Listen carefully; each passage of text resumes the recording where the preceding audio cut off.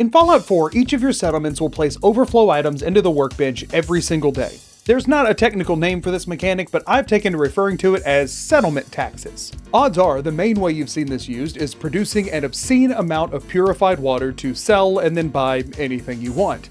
That's not what we're going to be doing today. I want to do a run focused entirely around just this mechanic, so the only things that I can use are what my settlers choose to willingly give me, and nothing else. This is Doug Dimmadog, a man who was born, bred, and frozen to one day serve as the true mayor of the Commonwealth. His objective today is to get all 30 base game settlements and remove the 5 main threats to his mayoral candidacy. As for the rules, the game will be played in survival mode, and I'm only allowed to use items placed in the workbench for survival or anything else.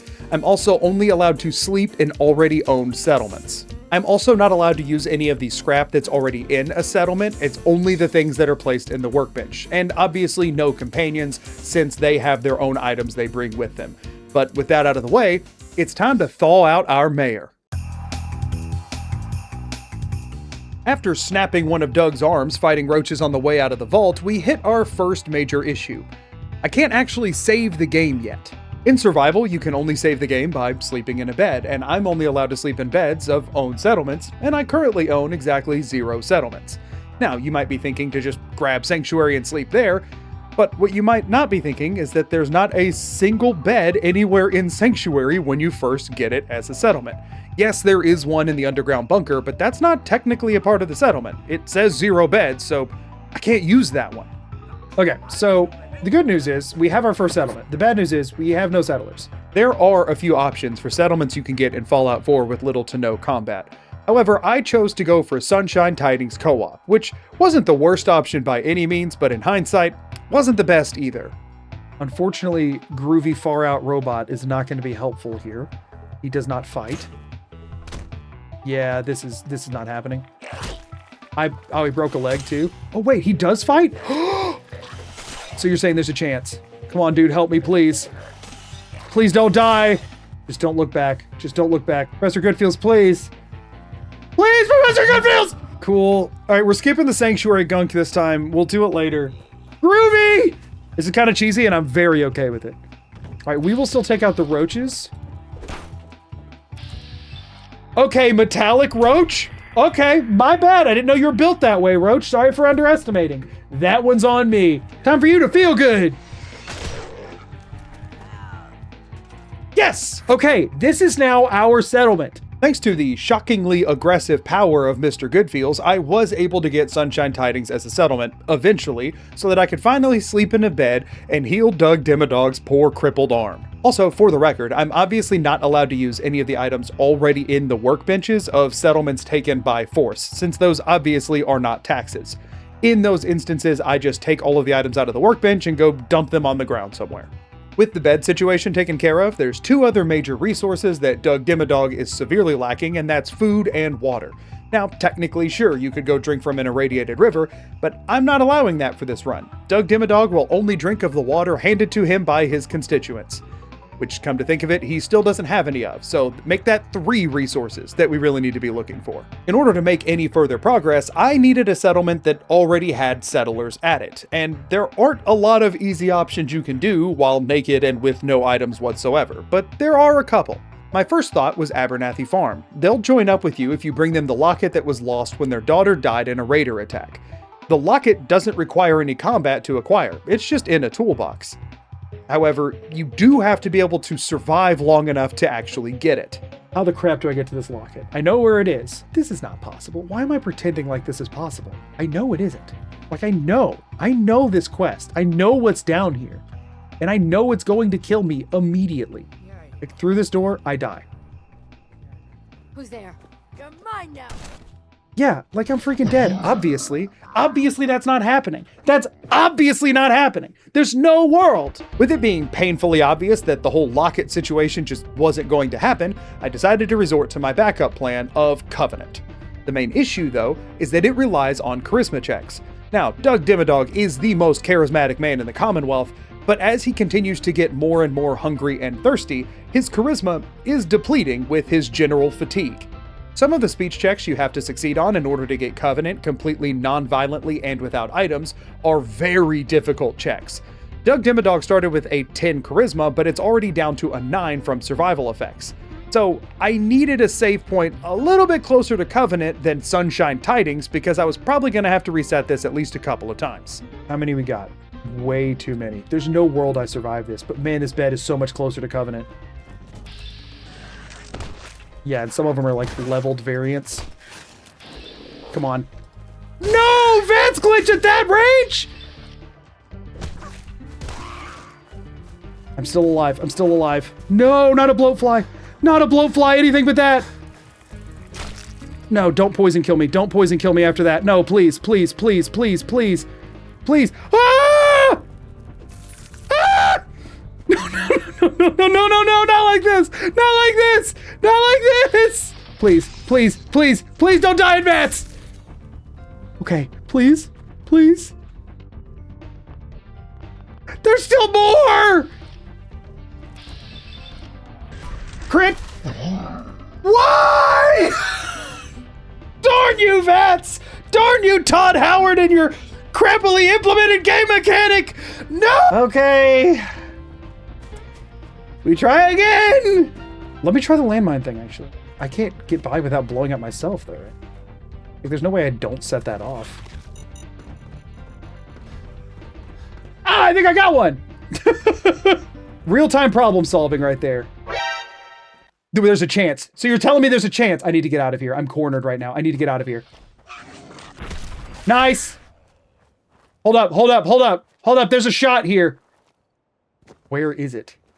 Ah, I found it! Come on.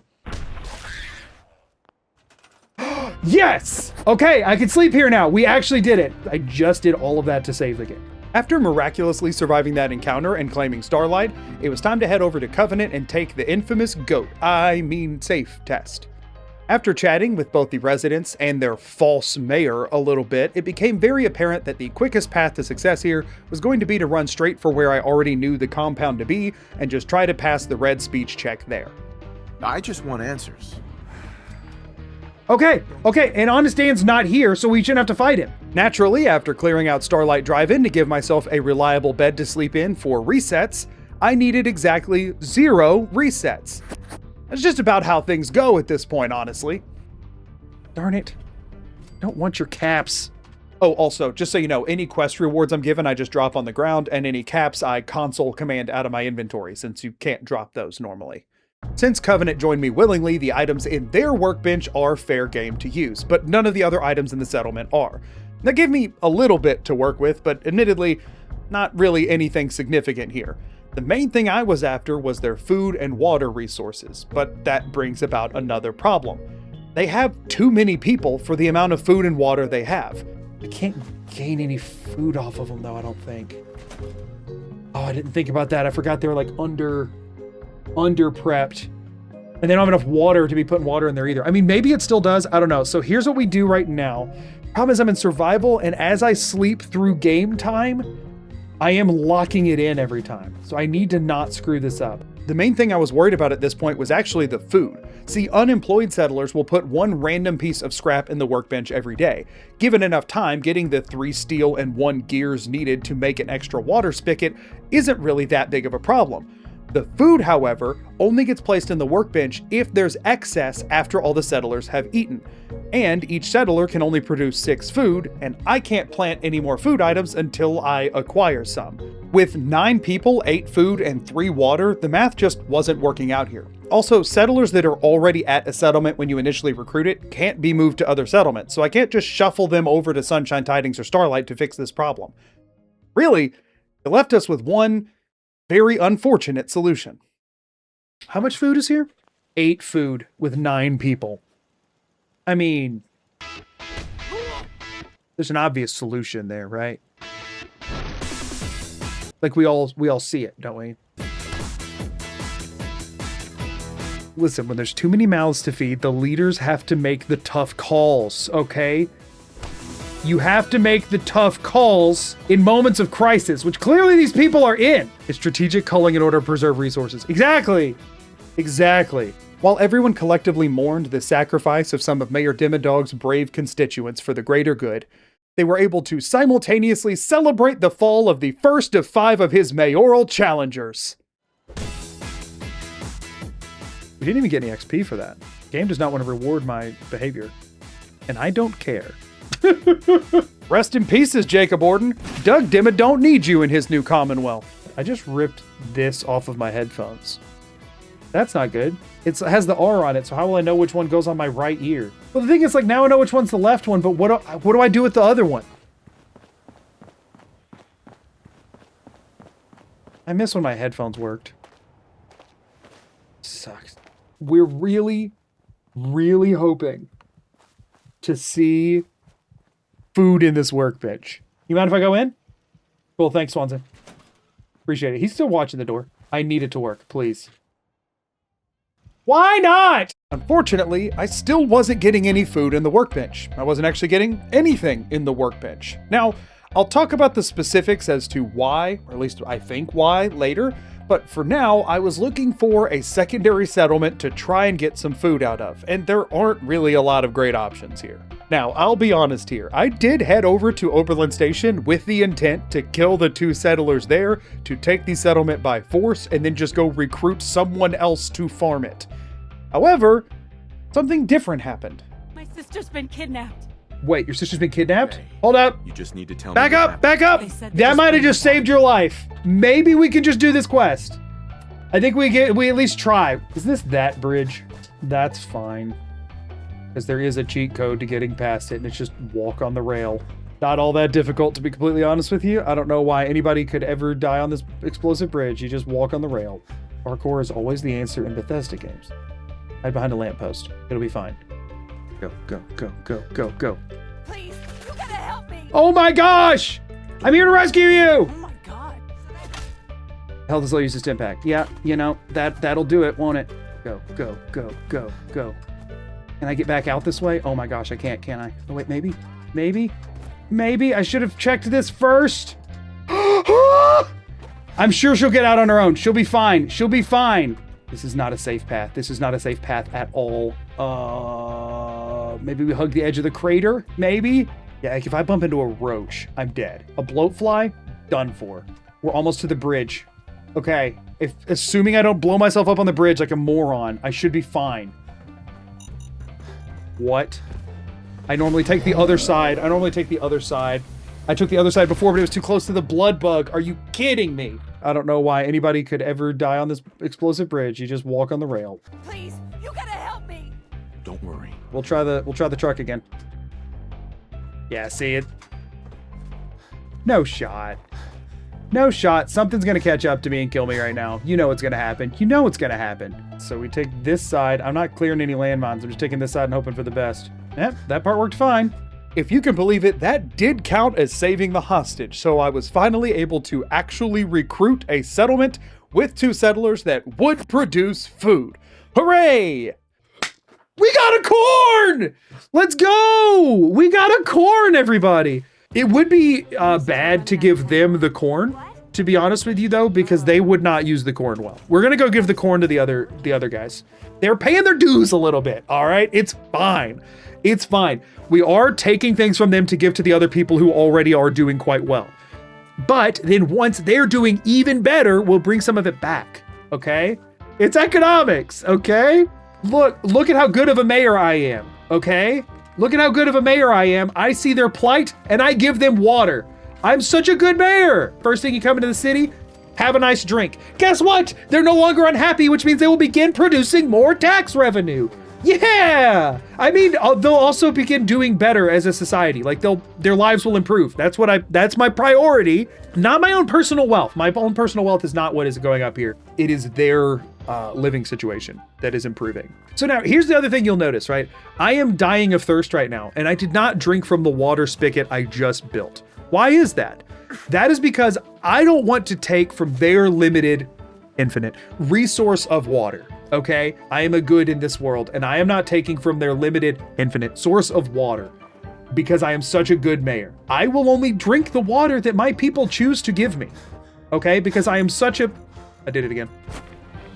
Hey, I learned! Okay, the potatoes regrew, which means in theory, 5 more potatoes! Let's go! So we desperately need to get junk and water now. Yes. Okay.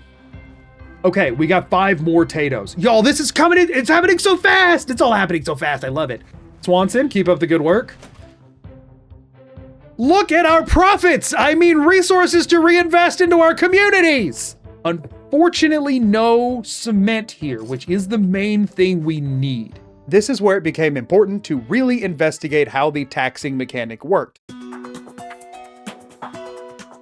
To save on what was a lot of time, I'm just going to tell you my findings. For one, things can only be placed in the workbench once every 24 hours. So you're going to see me sleeping for 24-hour windows a lot in this run, and it's just to make things populate in the workbenches everywhere more frequently. But that's not the only prerequisite. According to the wiki, in addition to 24 in-game hours, several real minutes have to pass before more taxes can be deposited to the workbench.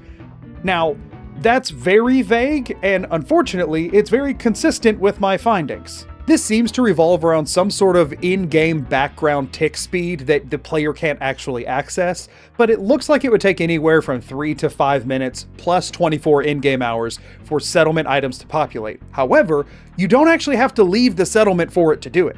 I was eventually able to get it to happen by just standing there and talking with my live chat for 5 minutes, sleeping for 24 hours, and then checking the workbench. I do think some of these systems is probably why I wasn't getting anything in Covenant, although that is a notoriously buggy settlement anyway, so it could have really been anything. Good day, Swanson.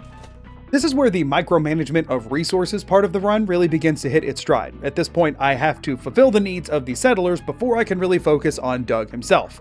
Meaning, for the foreseeable future, he's going to be at max hunger and thirst, which, fun fact, will never kill you.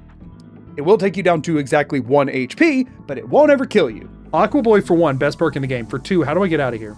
I don't think they give up and leave. I think you live in the river now. Yeah, I'm starting to think so too. Yeah, there's no way out of that, y'all. There was absolutely no way out of that. We need to see if we have enough. I haven't built scavenging stations. We need to see if we have enough to build scavenging stations. Because we really need to be farming junk right now because we need to get recruitment beacons so that we can really expedite this process. In order to get everything I needed on the junk side of things, I needed the non-farming settlers to be assigned to scavenging stations. Scavenging stations are made with just a couple of pieces of steel and wood, and any settlers assigned to those stations will get 2 pieces of junk every day instead of the 1 that they would have gotten were they unemployed. Swanson, so what we want to do, I mean, at this point, we're capped on how much food they can make anyway, and we need to get water production going. So we want to make 2 of these. We want to assign 2 settlers to them. Since we're going to be getting food regardless, we want to build a scrap station over here as well and assign one of them to it, which means we'll stop getting food. Oh, we don't have any steel. We ran out of steel. So until we get more junk and get steel, we can't make this. But I think the objective is to reassign one of them to a scrapping station as well. This is where I began a process of going back and forth from Oberlin to Covenant, sleeping for 24 hours and clearing out the workbench. Since I wasn't able to sprint, the amount of time it took to go back and forth was more time than what needed to pass in-game in order to get new items. We need recruitment beacons first. We need more water as soon as we're able to everywhere because that will help us a ton. We need more food, but we need to get the settlers from the recruitment stuff first. The issue I very quickly ran into here, though, is that those scavenging stations, the recruitment beacon, and the water pumps all need steel. And y'all, steel doesn't actually turn up much on this loot table, apparently. I have never, ever had to worry about getting enough steel to build anything I ever wanted in Fallout 4, and yet it was by far my most scarce resource, spoiler alert, for pretty much the entire playthrough. The loot table here was a pretty even spread of components, but that means that most of the things you don't build with as much, like cork or leather, you'll end up with a ton of, and things like wood and steel and concrete, I could never really find. Another big issue was cloth because it's needed to make beds for the settlers. I need 1 or 2 more settlers. I can do a lot with 1 more settler. I can get 1 more settler. I don't have to go save Concord or actually do a quest to get one. I can go get 1 more settler. So we're going to go get 1 more settler. And then Covenant becomes much less essential to the mission, which is good because it sucks and never works. This whole process was taking so long that I eventually decided to scrounge up as much food and water as I could gather and make a trek over to Good Neighbor just to recruit the Vault Tech rep to give me exactly one more settler. Okay, mass fusion. We're close. We're really close. We have to get to the other side of mass fusion without ticking off the gunners. That raider's nearly dead. I'm gonna do a dumb. I'm gonna do a dumb. I'm gonna do a big dumb. What the? Oh, Why am I still 0? Why do I have a 0% chance to hit? I'm literally within melee range. Why was that a 0% chance to hit? I hate that so much. Okay, we try it again. Okay, hold up. Straight up. We crushed it. That's the line I needed right there. I was one street over. Let's go make a friend, everybody. I don't need insurance. I'm the mayor. Listen, man, you don't know what I've been through.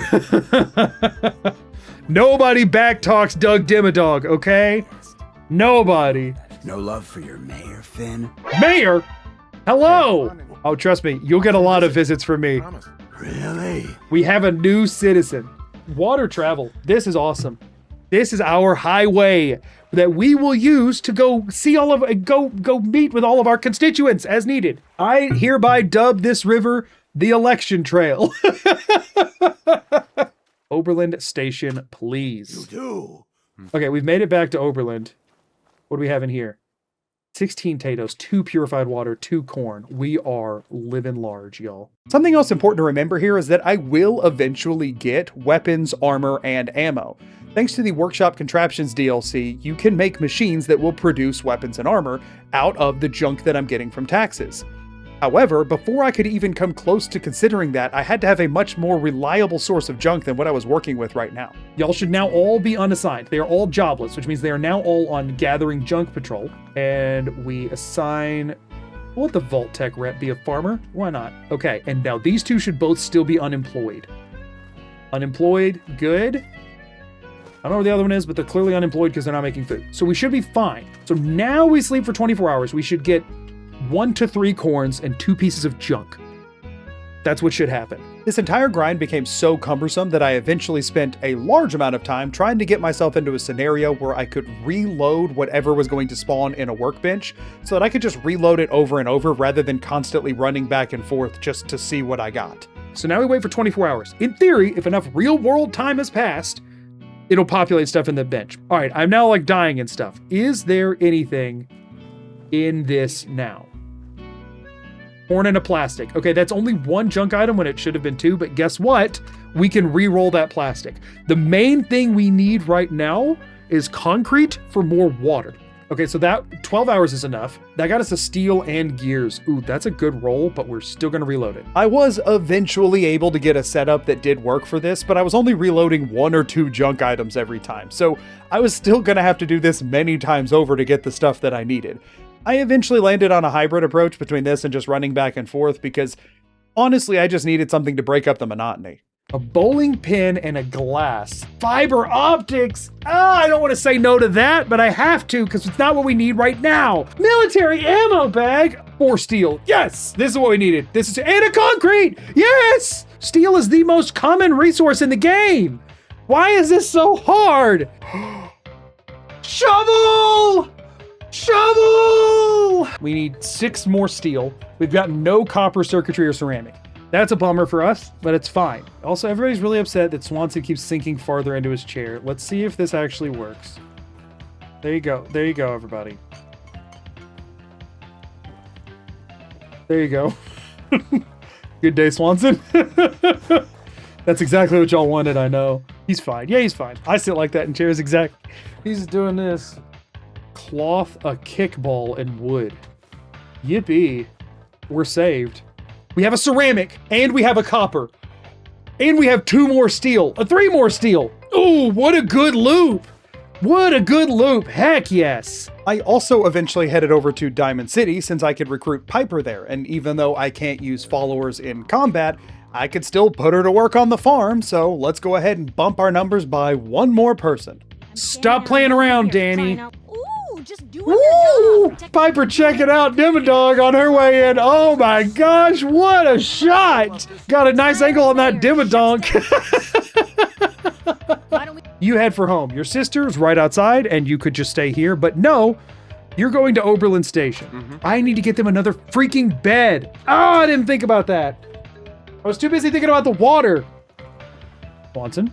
One other issue I hit throughout this process is that I had no defenses online at either settlement. Don't let all those turrets at Covenant fool you. There are no defenses at Covenant. Underdefended settlements have a higher chance of being attacked. Settlements under attack, though, will eventually defend themselves so long as you show up, since they can only be killed by the player. However, if they're really undergeared and the people attacking are quite strong, this can still be a big issue since they can demolish a lot of things at the settlement, and I have very few resources to lean on. I killed a thing! Man, everybody went down, huh? Oh, they didn't even shoot me just then? I took damage from starving to death. If you let me kill you, you're an embarrassment of a raider.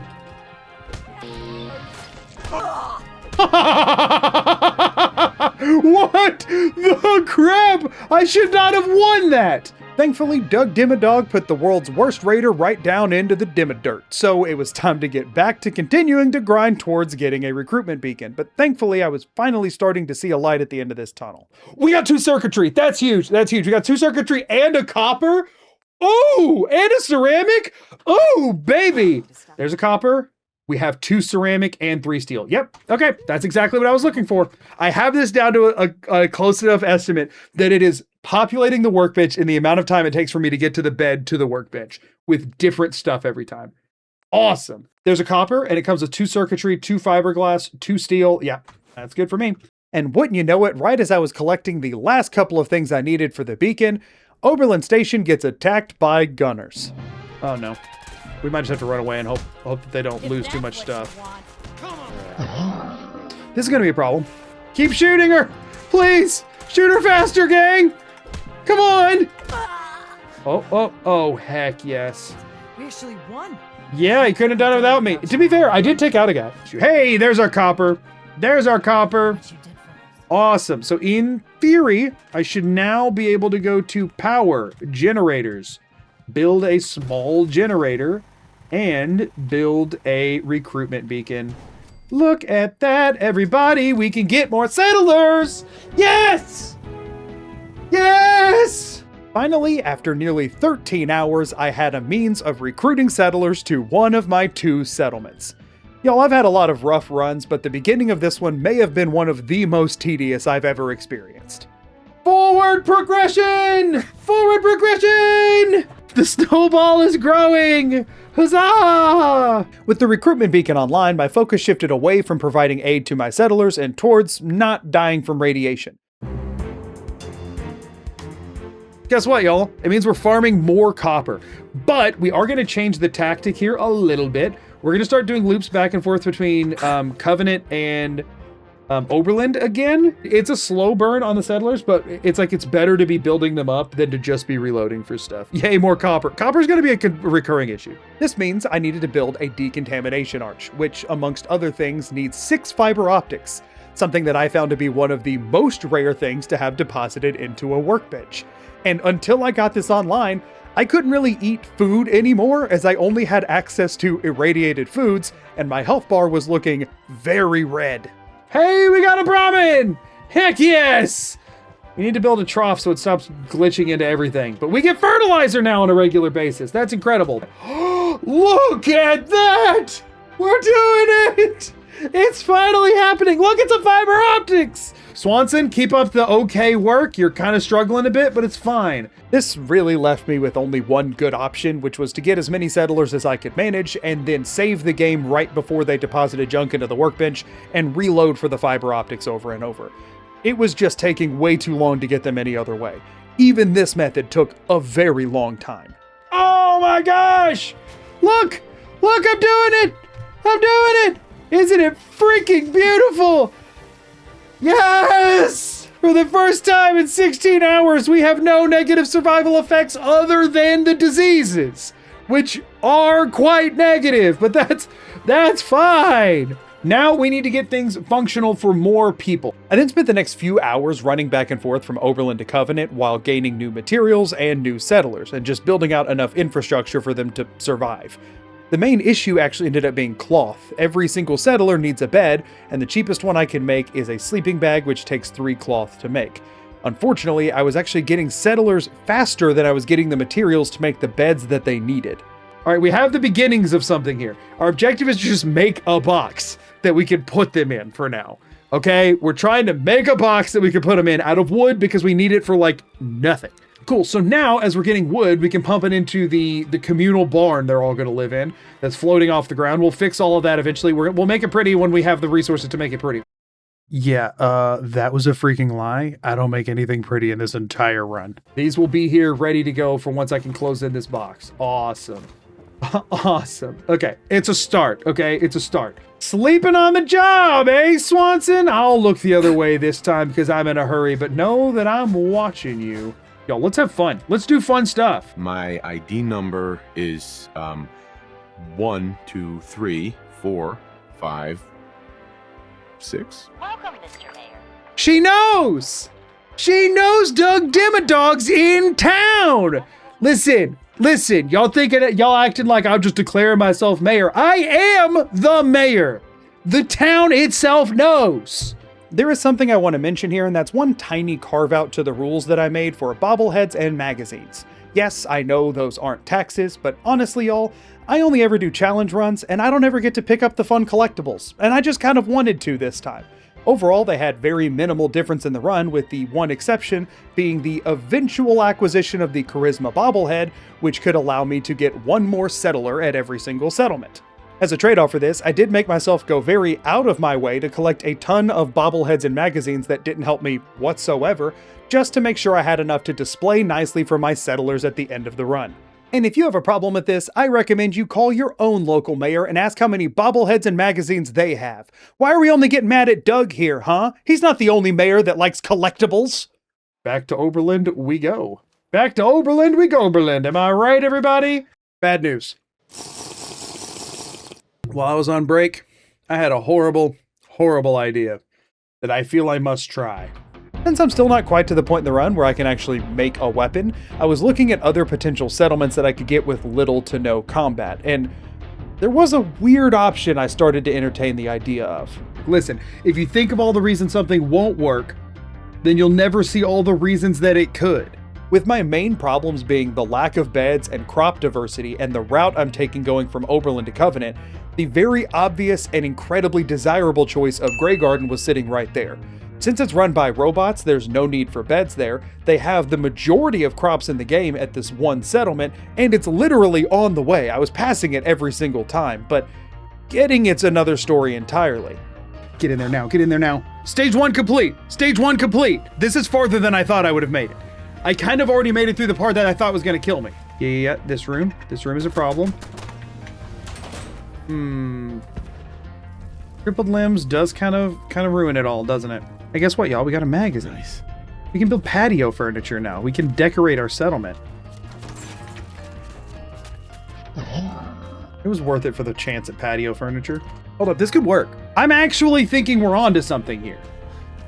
And by we, I mean me. I'm onto this. Technically speaking, you don't have to kill anything to get this settlement. However, you do have to turn on the power at the water treatment plant next door that has super mutants outside, mirelurks and turrets inside, and multiple different levers you have to hit to drain the water. So the chances of me being able to survive it were slim to none, but technically there's a chance there. Of course you're the missile launcher one. Out of every super mutant that could have seen me, there's one that would have auto shot me. One that would have auto killed. One. It was that one. There was one. Ooh. Does that shut all of them off? That doesn't shut all of them off, does it? For one, I thought you had to hack. And for two, are we serious? Oh. Is this even going to be difficult? Oh, where's the other button? Oh, get wrecked, punk. Quick, before they start popping out. I have Aqua Boy for a reason. I can get a jump on this. I think I just broke their pathing. And I go out that window. I cannot. Oh, there's so many. I mean, if I land right there and run, I mean, they'll hit me the second I land. I'm so mad I can't fit out that window. We got no choice but to make a run for it. Like, that is literally the only option left. All right. We're juiced. I'm already stuck. I'm just body blocked in and stuck. This is doable, though. They can't get to me right here. Although they are trying their hardest. That one doesn't work. It's lit up, but it doesn't work. Might as well accept our punishment. Yep.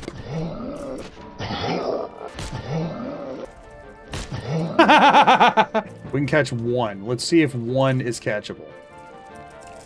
Oh, maybe we're going to be checking for two. They're going to hit me, and I'm going to get a crippled leg. Okay, well, that was dumb luck. We all saw it. We all know it. I'll take it. Okay, so a dude jumps out of there, right? We need to go ahead and trigger him and get him away from there while also not dying to them. If I could get on top of that, there's no way any of them could get to me, but I don't know if I can get on top of that. I guess I can from right there. Cool. So there they all are. After trapping 2, we still have 6. Hold up. Can I just get hidden? I hadn't considered this. That's the one that pops out there. He goes back to his spot. That's what I was worried about. We got to bait him to the left and then get hidden and then sneak by. This is the best chance I'm getting.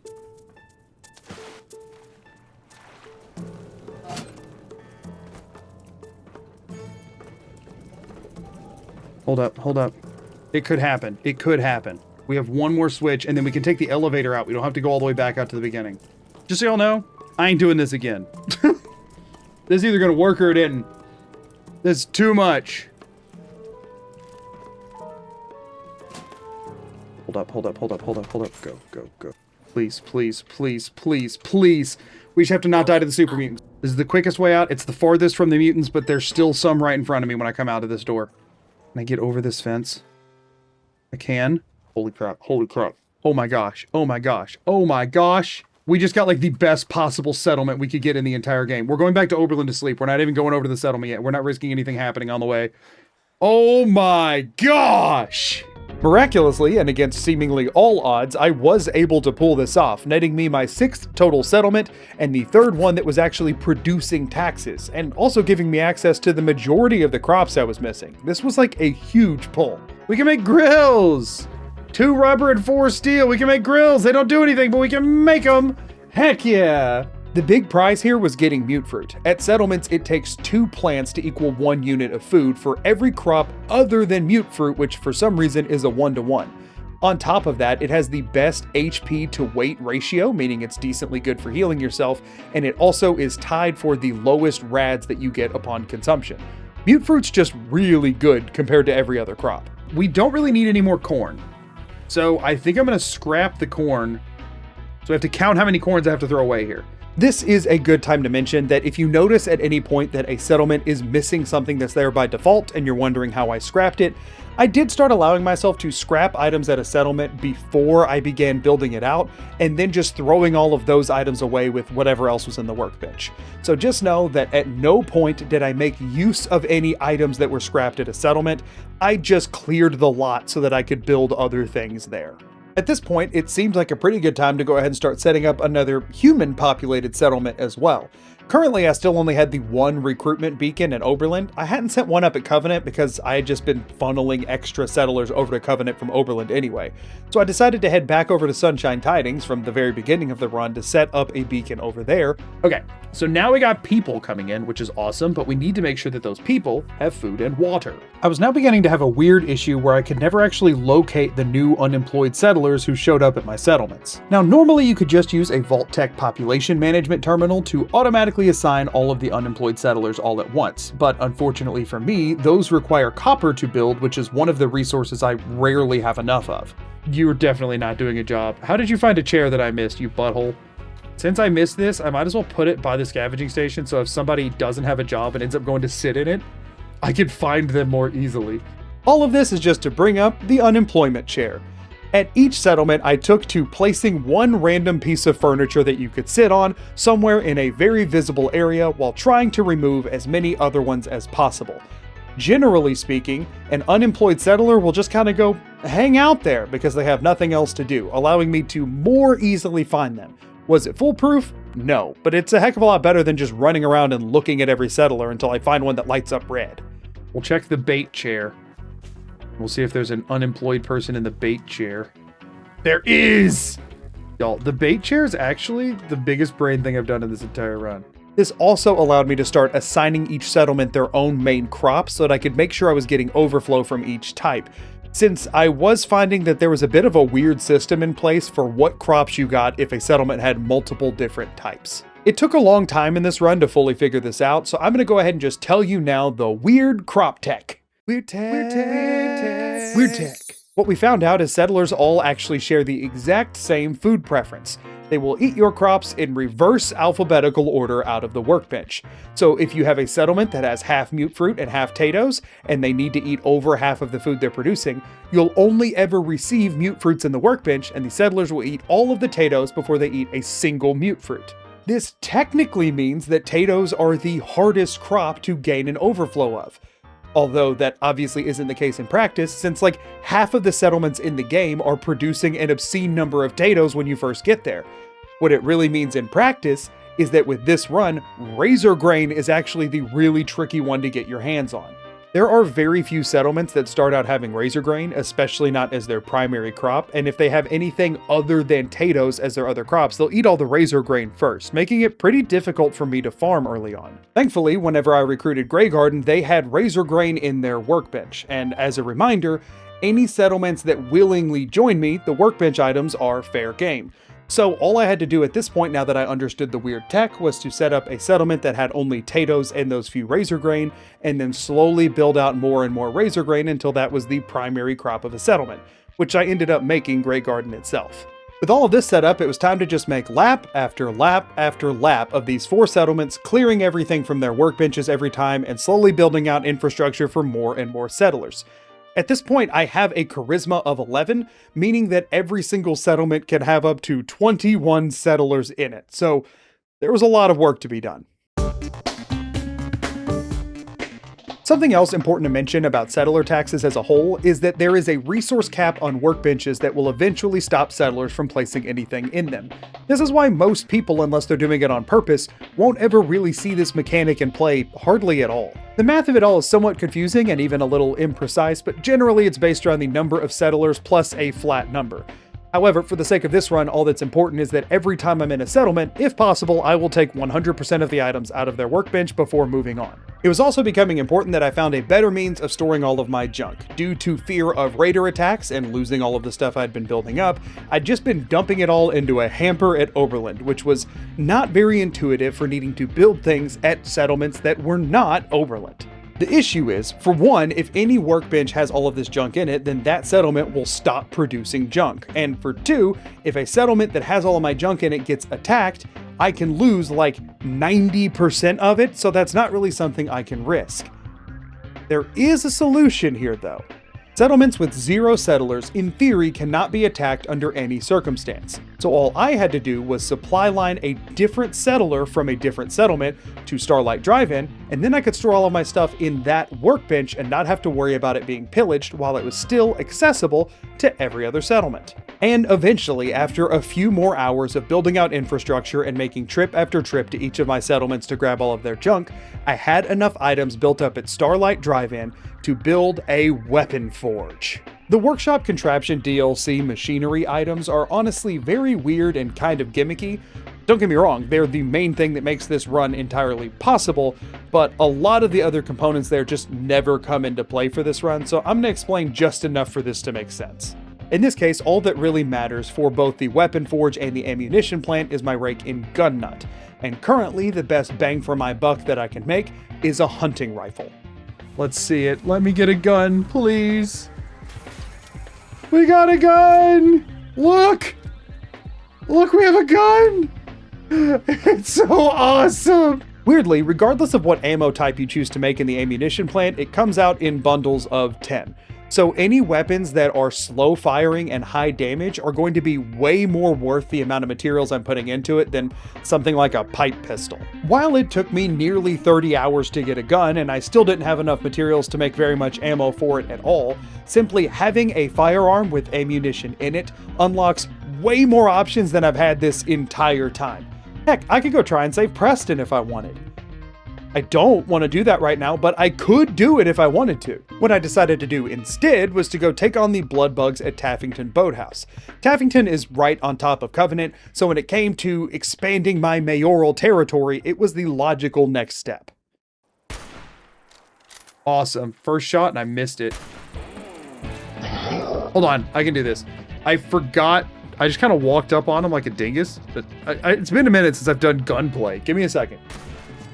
Get wrecked, bloodbug hatchling. Oh, 82% chance my behind. 62% chance my behind. Ah, no!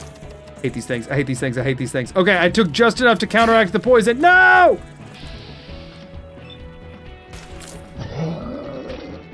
I missed every single VAT shot that wasn't a crit. For the record, every single non-crit VAT shot missed. We know about your luck issues. It's just...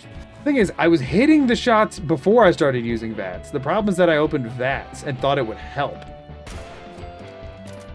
Ooh, that was a one shot? Heck yeah. Come on. Let's go. I hate these things so freaking much. Now it's stuck on the desk. This thing's screwing with me. It's screwing with me!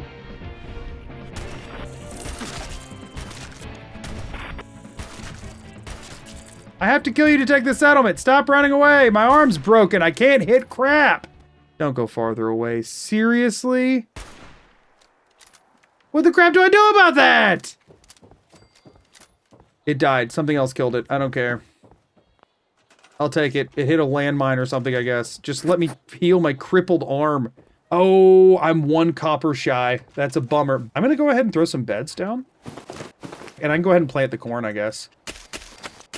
Ooh, yay! In that amount of time, a copper popped up from a different settlement. Sweet. See, that's the good thing about getting the ball rolling, is if I wait long enough at a settlement, I'll just get the stuff I need from other settlements. There should just be like a guy roaming around here. There you are, an unemployed guy or gal of some variety. You need to go back to where you belong at Covenant. Now that you're gone, this is now 7. Did I move 2 people over here? I moved 2 people over here, didn't I? They better not be on the bridge. Everything's falling apart. And like I knew it was going to, but it's a little early for this. I have to get like 20 settlements running all at once. Keep your crap together a little bit longer, Todd. I just want to know. This is free cam, so my physical body is not moving. Is there a settler up here? Because if so, I'm going to be ticked. This isn't a settler, right? Again, I'm unloading all of this. But I gotta know. Is it because there's an unemployment chair up here? What? Freaking garbage. There's an unemployment chair on the overpass. So we gotta get rid of the unemployment chair on the overpass, okay? Don't ask about the physics. We don't need physics where we're going. Okay, get out of here. Go back to Covenant, you butthole. So if I ever put actual settlers here, the freaking unemployment couch is going to ruin everything. So we have to get rid of it. It's a love seat, Magoo. You know what? You're so right. I don't know why the game would call that a couch when it is, in fact, clearly a love seat. Also, while I was running around continuing to build up more supplies, now that I finally had a gun on me, there was a very, very important stop I had to make on the way. And that was obviously Drumlin Diner. Pardon me, miss. I'll kill all you now. We have a new task. We have something important to do. At least go for the sneak shot. That doesn't send a message. Boston is my town. I'm the mayor and Trudy's not welcome in it. I refuse to let theft into my community. Trudy is a lying cheat and a thief. And that is punishable by death. Can somebody waltz into Diamond City Market and just steal stuff and walk out. No, Diamond City security puts them down immediately. If you don't believe me, go in your game to Diamond City right now and just steal something in broad daylight in view of everybody. When they know you have stolen, what do? They shoot you in the face. Nobody's gonna say Diamond City is more fair for economic practices than Doug Dimmadog's Commonwealth. Should you be killed for simple theft? I don't know, seems unethical. Listen, in a world of intense food scarcity, theft is tantamount to murder. All laws are enforced by the threat of violence from the state. No. Tax evasion, for example, well, I don't know, that might be murdering their fellow community. Tax evasion might also be punishable by death. There are some things that aren't. I'll think of one in a minute. Hey, that's what we needed to see. Around this time, I was also able to scrounge together enough junk to make an armor forge, so Doug Dimmadog wouldn't have to run around completely naked all the time anymore. I mean, he'd still be mostly naked, but with some random pieces of metal on him too. You know, Doug Dimmadog, I think there might be a slight weakness in your defensive strategy. Just, you know, maybe something very visible and distracting that they could use as maybe 1 to 2 targets when firing on you with weapons. Just food for thought, Doug. I also just need to very quickly complain about how the armor forge works, because in my opinion, it's ridiculously stupid. The armor forge is to make individual armor pieces like leather, metal, or combat armor, and not to make actual full body armor sets. And with that, their system for doing it is incredibly infuriating. Effectively, you just load it up with all of the items needed to make whatever piece of armor you're wanting to, and it spits out one of the 5 pieces at random. So if I set out to make a metal armor piece, I might get a right leg, a left leg, a right arm, a left arm, or a chest piece. And yes, they all cost the same materials, even though one of those is substantially better than the other 4. And if you want a full set, you either just have to make way more than you need, or do what I did, which is reload the game over and over, making one piece at a time until you finally get a full set of metal armor. Why didn't they just put a sub-menu that let you pick which one you wanted to make? Who decided that, Todd? With Doug having now acquired some new mayoral drip, it seemed only fitting that we add a style element to really show everyone his true status. And while there is no really tall hat in Fallout 4, there is sort of the next best thing in a magazine of all places. Well, that wasn't particularly difficult, was it? Okay, out we go. Hey, cut my hair. You're a barber now. Give me the cut. This is so stupid. It's here, the Dimmadome.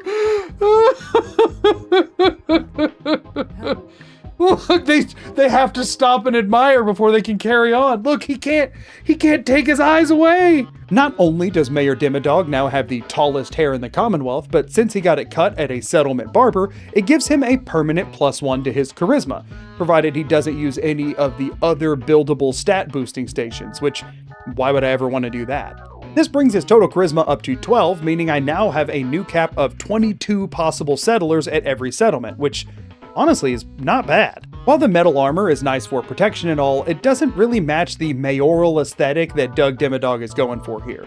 And there's another machine that I can make that will remedy this in the Auto Loom. The Auto Loom just allows you to make some nice pre-war clothing the same way I did with the armor set.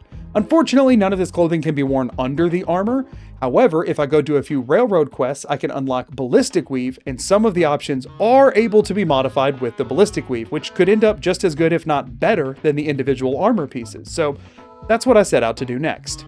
Why don't you tell me who you are first? In a world full of suspicion, Naked treachery, man and with tall hunters, hair and a broken arm. we're the We sins answer of his only questions. Since I wasn't allowed to use any of the beds in the switchboard, tradecraft was a little bit more nerve-wracking than normal. However, as a certified railroad fan, I'm aggressively familiar with this quest.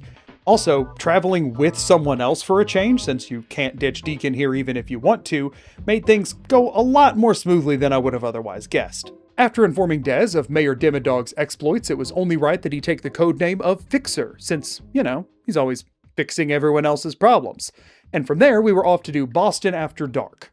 There's not a ton to say about this quest, to be honest, but I did want to show you me clearing out the initial raiders because I very rarely get to look this slick.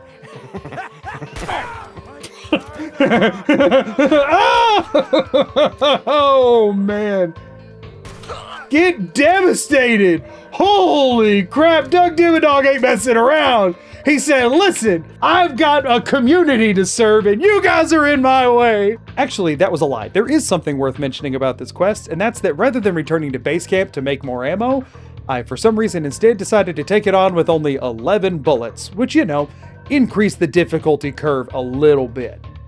Oh, shoot, what the crap? Where'd he just freaking come from? He's not even gotten a scratch on him either. This mutant has taken out everything in a half-mile radius without getting a scratch. Oh, wait, hold up.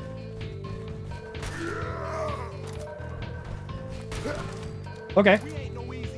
Hold up. Maybe.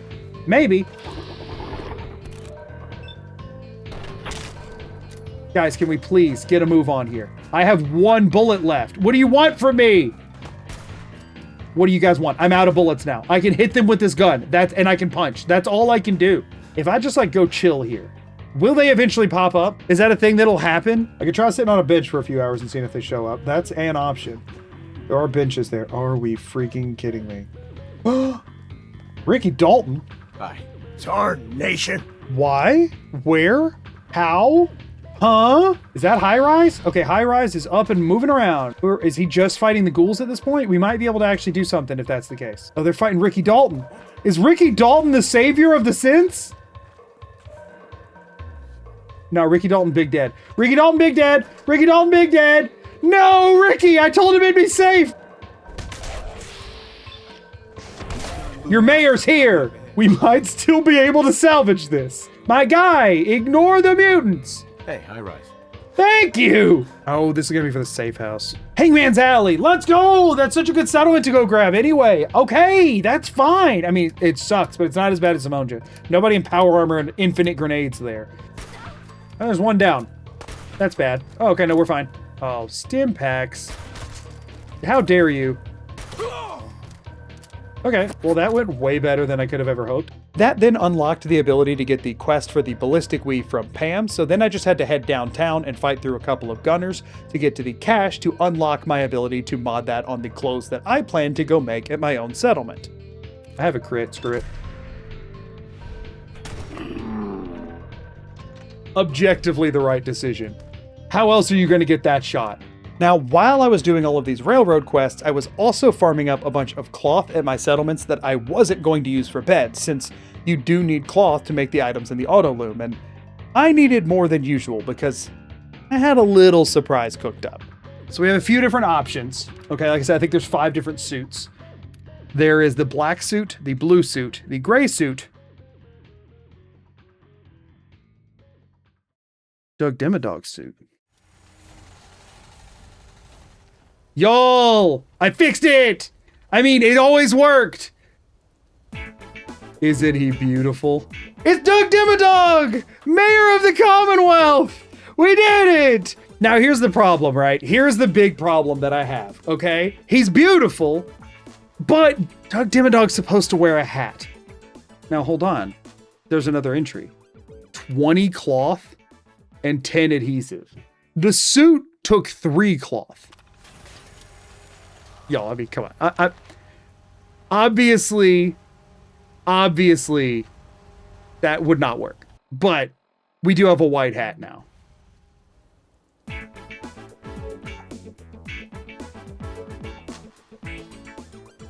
It's Doug Dimmadog, y'all. Yes!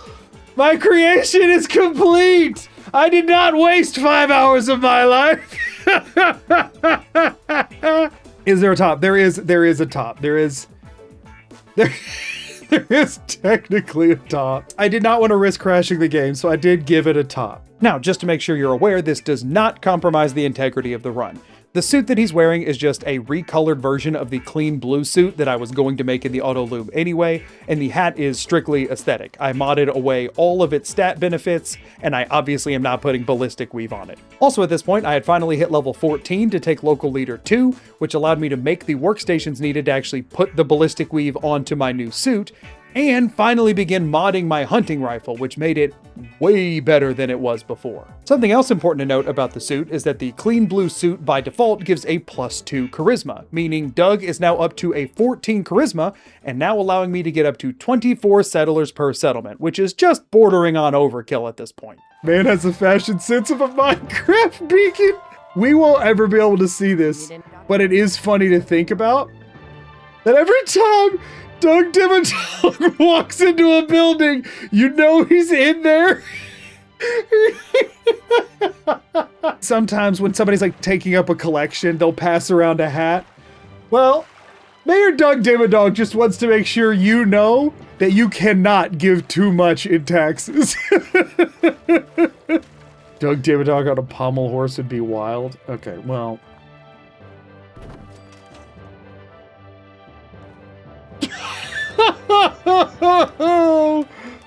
Could take out a whole platoon. You imagine they're trying to attack the settlement. Instead of defending it, I just go get on one of these and just raiders and synths are just flying. This moment began an obsession with my live chat to ask/demand me to pommel horse at every possible moment in the run. Just as a refresher, the pommel horse gives you +1 agility, which means it removes my +1 charisma from getting my hair done that I need to keep my settler numbers up.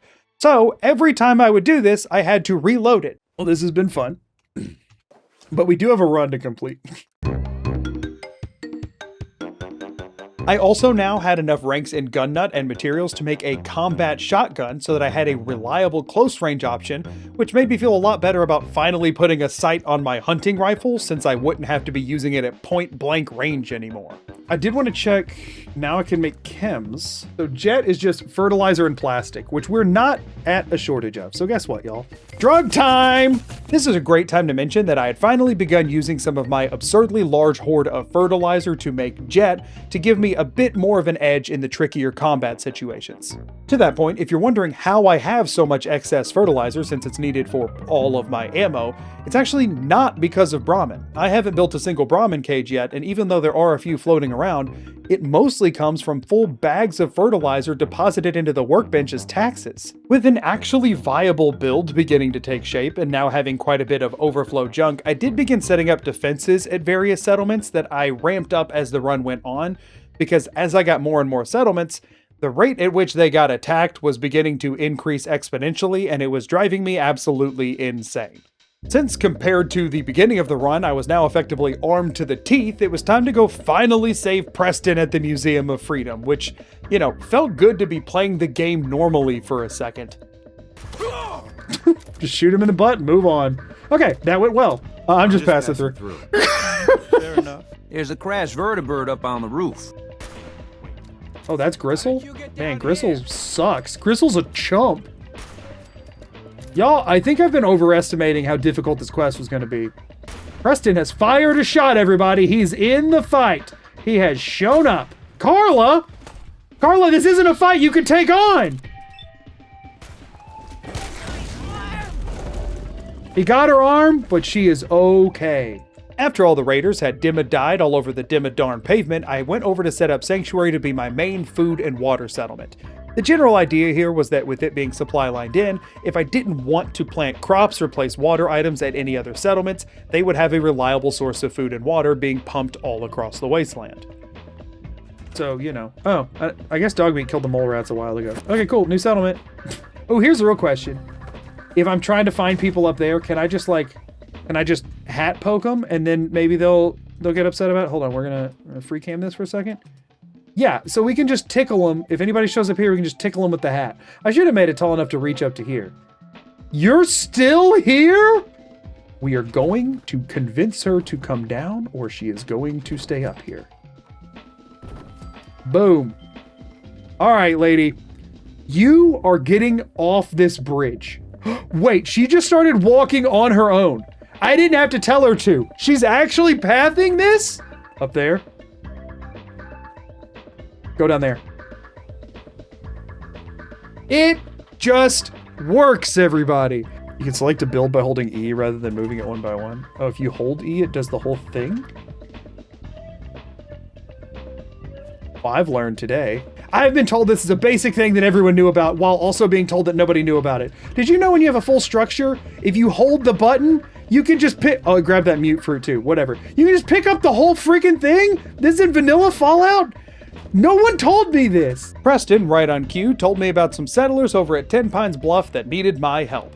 However, going off script a little bit, those settlers did not send me to Corvega like they nearly always do. They instead sent me over to the BADTFL regional offices, or as my brain always reads it, Bad Tiffle. Okay, let's try and clear this place. I actually haven't cleared this place in a long time, and I do not remember the layout whatsoever. Oh, it's this place. I forgot about this place. I hate this place. Just go pick up a better gun. I don't like that for my chances here. I also don't like it if I can't aim today for some reason.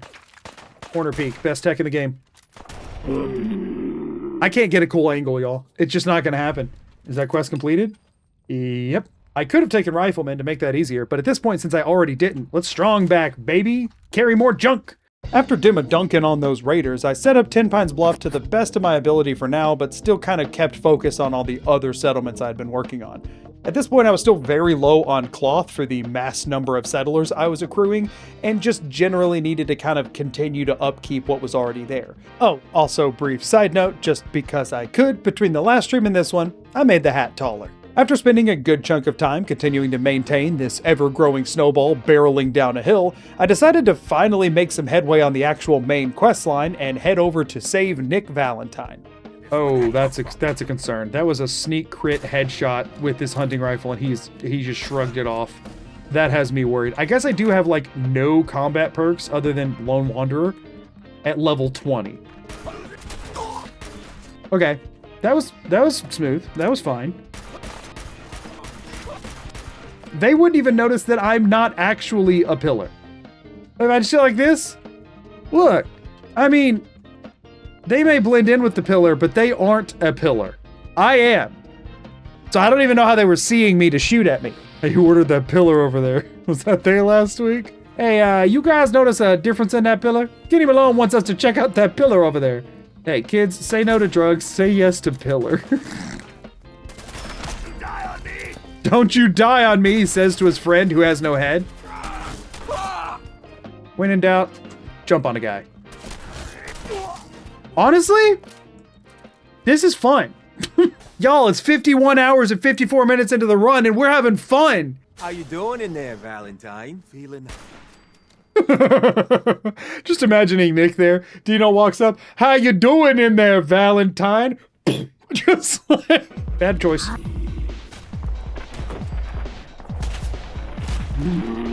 Good choice?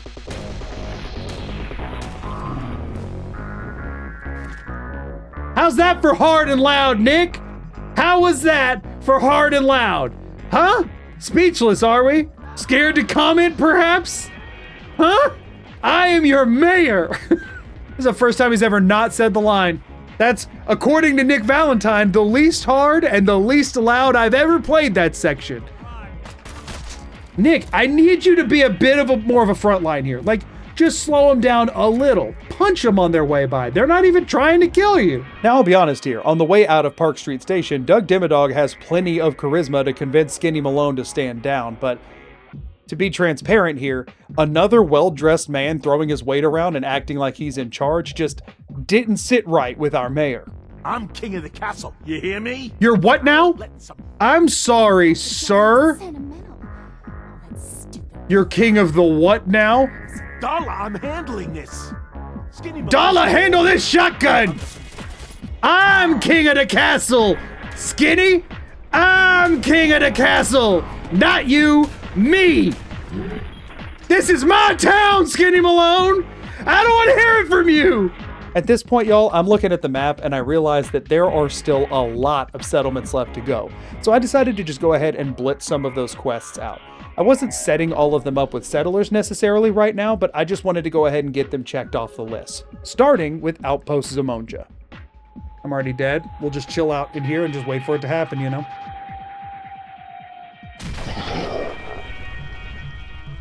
Later. I need him to just like accidentally miss. Okay. Nice. Okay. From there, I was off to Greentop Nursery, who thankfully just told me to go and clear the Croup Manor settlement, giving me a 2-for-1. Although I did have a few issues when I got there, but they're not the ones you'd expect. This how you're supposed to do this? Is this, am I playing Fallout correctly? Is this how the game is supposed to be played? Y'all know the jump snipe technique, right? We all know. That one just felt insulting. No bobby pins. Oh, right. That's a problem. We're getting all the settlements. So this is a settlement quest I have to do. So quest items are allowed. So wherever that key is, I am allowed to pick up. I admittedly do not remember the location of that key in a novice locked desk. That could be where it is. And one of the rules to not have pins on you. You can't get bobby pins from settlement taxes. They don't ever put those in there. Let's try kickball. Kickball's bound to work, right? Look at how big this is. This is such a big kickball. Careful, Magoo. My kickball! No! Why did it just... I turned too quickly. That is my kickball that came from my taxes. I'm allowed to pick it back up. What the crap? Just bear with me for a second, y'all. Bear with me. This is a part of my process, okay? You just gotta let me cook for a second, all right? In the dumbest ways. Y'all. This might be for nothing, but if it's for nothing, I'm still doing it anyway because at this point I know I can. Trust, just trust. Okay, now where the crap am I trying to get to? Can you not even get in from the... I just fell off. Like an idiot. Okay, wait. I can't even hook that around. This was a waste of time. Wait, no, because the guy could fall down. I'm just going from... Frick! So it's here. I have to do it from here. Frick! Trust. Just trust. I'm going to continue to assert that I know what I'm doing with absolutely all of the evidence to the contrary. Okay? Okay? And we're all going to be okay with that. Ooh, that's it. That's it. We super jump off of that with the ball, and then we're up there, okay? Taxes to the rescue. Y'all, I know what I'm doing, okay? And there's no key. That's fine though, because I did make it up here and I verified for myself. Oh, there it is! That was not for naught! Time to go die in a basement! Okay, one more. Not the one I wanted to see, I'm gonna be honest.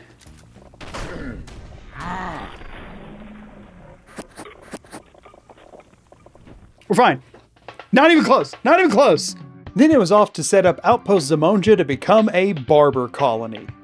Let me explain that one a little. I finally confirmed that a military-grade circuit board is 100% not in the loot table for settlement taxes. Biometric scanners are. As a matter of fact, I had like 6 of them in a hamper at Oberlin Station, but you need both to build the teleporter to the Institute. The best solution I could come up with that was the most on-brand for the run was to build a store and assign a settler to it, and then buy the military-grade circuit board from one of my own settlers with caps made from my own settlements. Now, all of that has to start with already having caps in order to build that store. I actually have been getting a small stream of caps the entire time from the Doctor in Covenant, about 3 a day, but I needed a substantially bigger influx than that. And funnily enough, even though they don't cost caps to make, barber chairs do produce caps every day, assuming you have a settler assigned to them. And thus began Outpost Zamonja becoming Barber Village. I set just enough settlers to be farmers so that everyone would be fed, and 100% of the other settlers recruited there became barbers. And that place started churning out caps like crazy. I then finally headed over to get my revenge on Ak in order to get the locket for Abernathy Farm. You can one-shot Ak with my build? Really? I should have done this a while ago. I mean, again, I know this is like a lower... Him with the... What a unit! I did choose to wait and not turn this in just yet for a couple of reasons. For one, there's a known bug that if you have too much built out at Abernathy, Red Rocket, and Sanctuary, due to their close proximity, it can just crash the game completely. And for two, there's a lot of crops and resources at Abernathy Farm, but absolutely no defenses, and I didn't really have the materials to do anything about that, and I didn't want another settlement constantly under attack, so I just figured I'd add them to the network later. After liberating all those settlements, Doug finally got the quest to go retake the castle. Unfortunately though, I don't have any other settlements remotely close to the castle, and I didn't love my odds of one-shotting it, so if I wanted to save the game anywhere near there, I would need a new settlement. And for some reason, I decided on Spectacle Island. I mean, technically speaking, you can get Spectacle Island without any combat whatsoever, so it wasn't a terrible idea, but there is something inherently funny about running after one Mirelurk Queen to avoid having to fight another Mirelurk Queen without saving the game first. I tried to do this during the day, and naturally I missed my window. I like those odds. Hey! Me hitting an 80% chance? I never. Heck yes! Oh, this is gonna get my suit all dirty. Awesome. This is some high-octane gameplay right here. How did I hit that dead body when I punched that egg? Excuse me? Uh-oh, she's here. Okay, well. Yep, okay, This is why we brought 100 purified waters. Can we still not out-heal it? Okay, we can. How many did I just have to drink to out-heal that? 30. I mean, I drank some already, but at least 20 to out-heal if I get hit by the poison at all. Oh, no, no, no, no, no, no, no, no, no. Oh, shoot. I'm so screwed. What a view. What one-shot me there? What one-tapped me? She wasn't close enough to melee. That was through a brick wall. Just rewound her claw, went through the wall. If so, that's freaking bullcrap. Just throwing that out there. Nothing I can do about that one. There's no saving these people. Yeah, I mean, they go down instantaneously. They're so squishy. No, why would I be targeting that? It was a 0% chance to hit. Bats is such a good system. I'm so glad it's in the game. And we're going to try a dumb here. And it's either going to be really awesome. Oh my gosh. Get out of there, dude. What the crap was that? So also the game always prioritizes you punching like entities over like things. And the dead bodies count as like entities that you can punch. And so if there's a dead body laying on the eggs, you can't like hit the eggs. And it's really annoying. Like, look, I can't punch this egg. So in order to punch the egg, I have to give him the jiggle. I don't think that's at all how that's supposed to work. How is that hitting him? Huh? Get out of here, you bouncy little freak. No! Oh, that was nasty. That one was good. Trust. Trust. They should give us like 2 minutes of darn near invincibility other than her one-shots, okay? Trust.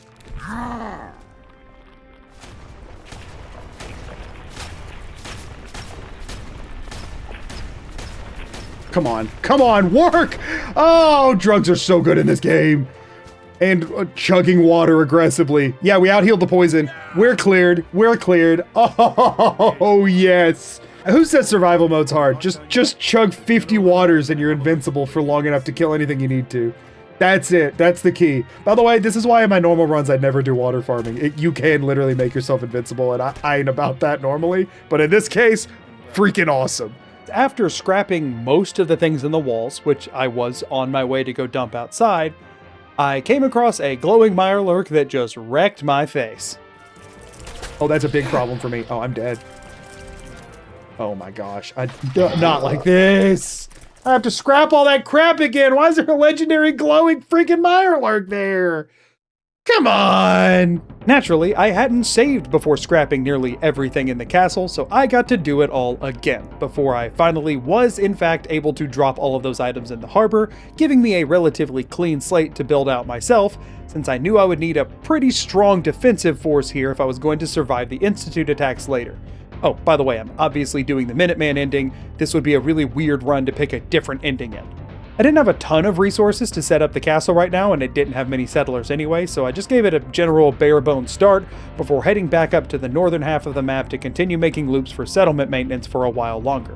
I also hit the level where I could get the next rank of gun nut, allowing me to finally make a combat rifle and 45 caliber ammo to replace my hunting rifle that I've been using this whole time. With that upgrade though, and having somewhat maintained my settlements, it was finally time to head over to Fort Hagen to take on Kellogg.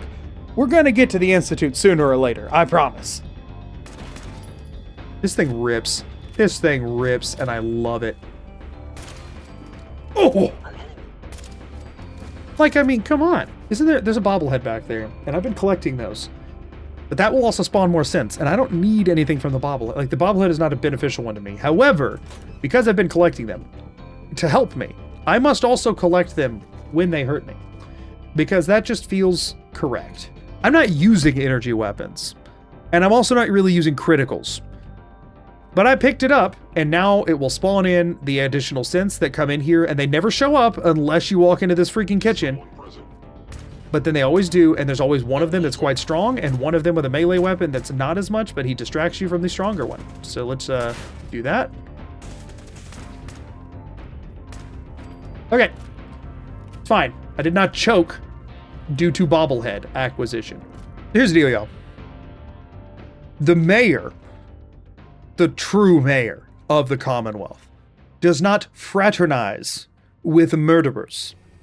We're gonna deal with some lackeys first. Enemy.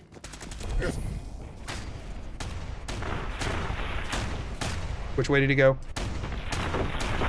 Good. And that's that. Unfortunately for him, the nearly immortal bowl of cereal could not hold a candle to an enraged mayor high on life and tax revenue. But wouldn't you believe it, after such an incredible display of strength, some crazy Dimmadoofuses decided to fly into Mayor Dimmadog's airspace claiming that they were in charge now. Yeah, that's rich. There's no permit, there's no paperwork, there's no nothing.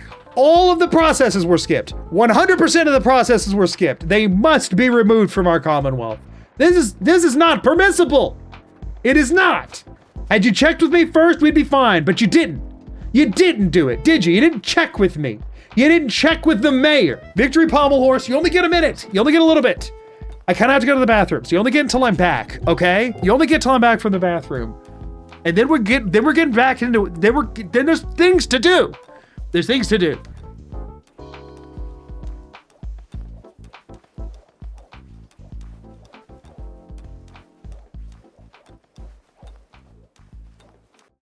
I like how the spoons are all doing their little twist. Go spoons, am I right? Let's hear it for spoons, everybody. Y'all, this whole system's bad. I'm just gonna say it. The system's bad. Not a good system. So that's why we're not gonna be using this. Good mechanic, poorly executed. Right, if I could cycle the stuff back into the workbench, so at any time there's only a few things out of the workbench so that it's sorting everything and just pulling stuff out. Or better yet, if this hopper right here had a feature like the sorter for me to put these components in this hopper and it only pull those components out of the system, that would have been great, actually. Do you mind? I'm having a moment here. If the hopper itself could be set to only pull items with lead in them, that would be incredible. It doesn't do that. So what we're gonna do instead is not. We're gonna not. I've decided to not. Also, now that I'm not completely useless in combat anymore, anytime I'm passing an area that I know has a bobblehead in it, whether it's useful to me or not, I'm popping in to grab it just to continue to fill out the collection. While in this area of the map, I first popped into Diamond City to go ahead and turn in the Kellogg quest, and then over to Cabot House to start that quest, since the Charisma bobblehead is locked behind it, and I would love to eventually be able to have 25 settlers per settlement. Then I was off to Good Neighbor to both start the big dig to eventually deal with Hancock, we'll worry about that later, and then go ahead and go to the Memory Den to relive Kellogg's memories. We're not really going to dwell on any of that though. After all of that, it was finally time for my first trek through the Glowing Sea, which is actually really hard to prep for in this run. I can only remove rads at a settlement, and I can also only sleep at a settlement, and I have very limited access to radiation resistance, but I do have some. There's obviously the rad resistant perk, but I would rather not waste perk points on that if possible. But thankfully, if you put the leaded armor mod on any armor pieces, it gives you additional radiation resistance. And I do have all those metal armor pieces from earlier that's been just sort of sitting in a hamper this entire time. It took a long time to get the lead needed for this, since that's one of the main components in most of my bullets, but I was eventually able to get the leaded mod on every piece of armor to give me the best chance of surviving the Glowing Sea, even though I'm wearing substantially less clothing than I normally am. As for saving the game, I just popped in and said hey to Phyllis before grabbing the Egret Tours Marina settlement on the way down, which is one of the 2 settlements that's remotely close to the edge of the glowing sea, before heading over to talk to Virgil. I was very pleasantly surprised at how well the armor did at reducing the radiation here. Like, don't get me wrong, I was still on a fairly tight timer, but it could have been a lot worse. This amount of rad resistance makes it only 1? Oh, this won't be that bad. I don't even have that much rad resistance. As long as we don't go through any hotspots, we should be okay. Okay, we don't really have time for this, so here's what I'm gonna do.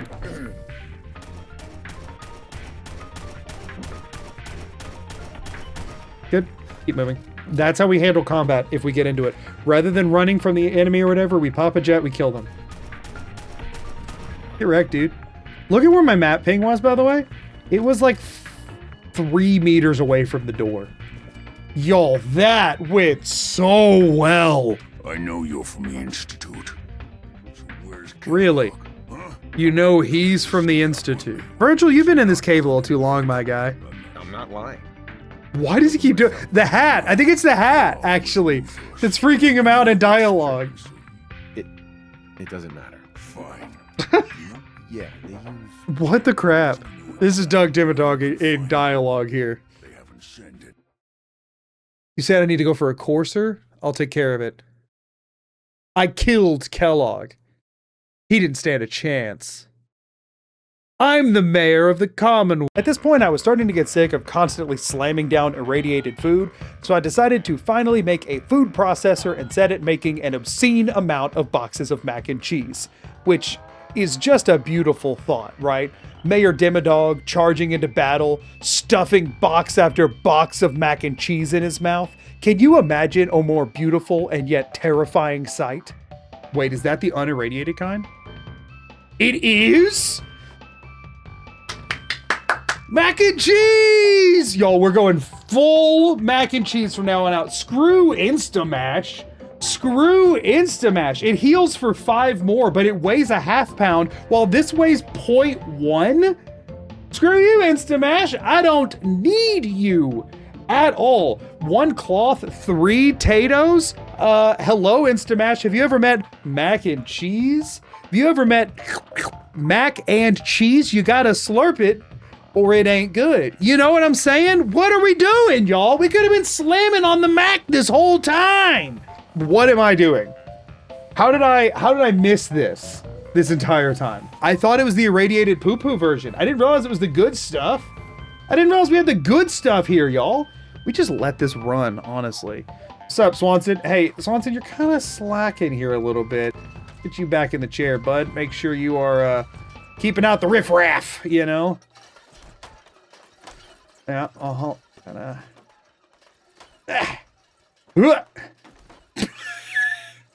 Perfect! Thank you, Swanson. Carry on. I like to do this entire section of the main quest in pretty quick succession when playing the game usually, because I like to just sort of get the glowing sea stuff out of the way. So from there I headed straight over to Green Tech to deal with the courser. And y'all, at this point in the run, I think I was starting to lose it a little bit. Carrying that hat looks like exhausting work. Listen, nobody can do it how he do. Well, okay. What's the point in me holding my breath to steady things if the shaky cam, what the crap is that shaky cam? That's insane. Mayor Dimmadog, you've barely touched your mac and cheese. Is something the matter? You've barely touched your mac and cheese. We're taking the direct approach here. Yeah, we ain't talking to you, dude. Not in my Commonwealth. Jet's too good. I would ban it if it weren't the only chem I could make. But like, that's a whole thing I couldn't interact with if I banned it. Jet's just too good. Positively missed it. What a way to put that. Oh. If you're going to kill me, then do it. What do y'all think? What's the mayor's judgment on this guy who somehow is still alive? Nah, he's chill. You just chill. Although, no guns for you, sir. You're in timeout. No guns for you. You cannot take your dead friend's guns. You cannot take the courser's guns. You're in timeout. You've done bad, sir. You've done a lot of bad. So now you watch your friends get thrown into a pit, heads and all. Listen, listen. You're going down a dangerous path. This is you in 5 years. If you don't shape up, Get away from me. this is you in 5 years. Okay. Have a nice life, my guy. Be a good boy. After whatever that was, since I'm already allied with the railroad, it was really easy to just go get the courser chip decoded real quick and then head back off for another jaunt through the glowing sea. This run's going quite well. Might have another first try. Y'all, if we did go this entire run without dying in the glowing sea, that'd be nuts. I shouldn't have said that out loud, obviously. But when do I learn? Right? When will I ever... I'm never going to learn. The one thing that could cause me problems here is sting wings. Can we offset the poison or do I die here? We ain't messing around. We can offset it. Yes! We now have very little to get out of here with. I forget about those sting wings every time. I think this is the exit, right? I think I can peace out over here. We're at the edge. Yeah, this is the edge of the glowing sea. As long as we get back to Eager Tours, we're chill. Okay, we're good. All right, glowing sea done. Heck yeah. After that, I decided to pause on the main quest for just a little bit to blow through a few side objectives, starting with the finale to the Cabot House quest. I've been chipping away at this one every time I was in the vicinity of a quest objective, and now it was just the final fight through Parsons in order to get the Charisma bobblehead, bringing Doug's Charisma to its maximum for this run of 15, meaning I can now get 25 settlers per settlement, which is just so unnecessary. Heck yeah, we did it! 15 charisma, everybody! 15! Berserker's Deathclaw Gauntlet does more damage the lower your armor resistance. That's hilarious. I love that. That's like I want to abandon the run and just use that instead kind of territory. I'm not going to. Speaking of settlements, I decided to grab a few more while in the area, starting with Finch Farm of all places. This one had a blazing machete. That name goes hard. Yeah, this is me and the boys. We make indie rock music. We go by Blazing Machete. Yo, flamers are annoying because you can't see anything. The thing is, there's so many guns that are so much better in the hands of NPCs than you. Because an NPC can make use of the fact that I can't see when the bright lights are flashing, and that does not affect their accuracy whatsoever. I can't even see where they're at. I can't see anything. What just hit me from over here? There. Oh. That explains why I could not... What I feel right now? Annoyance. I can't see anything. Stop it! Stop! Stop it right now! That is not the cool sword you were just holding, my guy. Ah, you seem to be a bit of a problem. We saved our constituent. After clearing through the ironworks with the power of jet and taxes, I headed over to County Crossing, who was having some troubles with super mutants that were nowhere near them on the map. Honestly, I've always wanted to kill Imogene. Why have I not been siding with him more?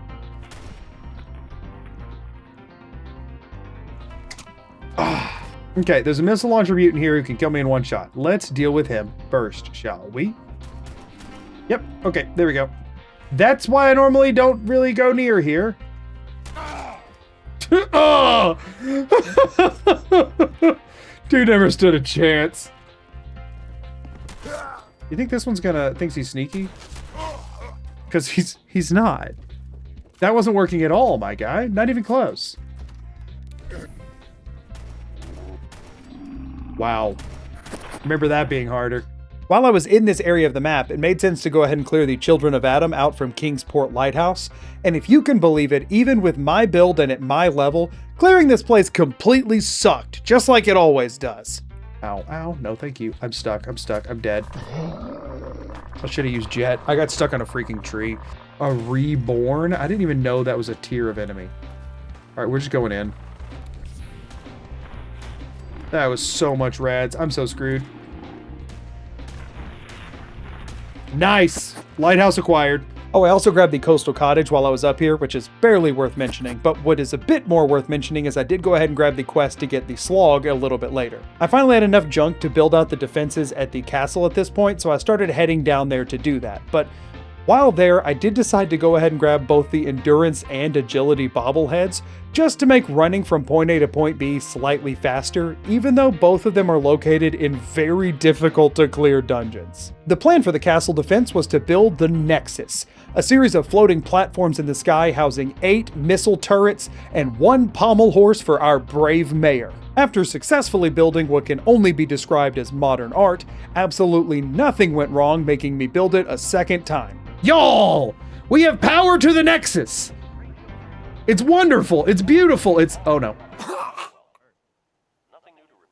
We have to do it again. But now that I know what I'm doing, I will do it faster.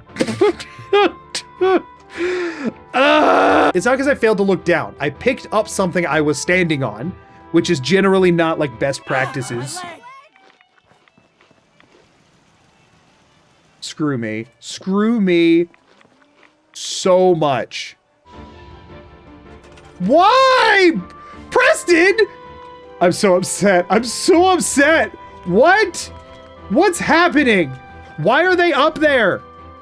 Why are they up there? No! Stop taking the stairs! Stop! Oh my gosh, I didn't even give them stairs!